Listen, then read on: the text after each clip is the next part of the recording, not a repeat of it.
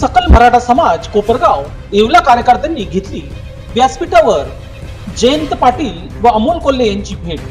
मराठा आरक्षण व सगळे सोयरे मागणी व ओबीसी प्रवर्गात समावेश करावा या संदर्भात त्यांना दिले निवेदन.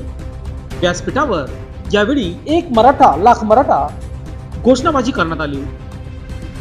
जरांगे पाटील यांच्या नावाने घोषणा देण्यात आल्या होत्या.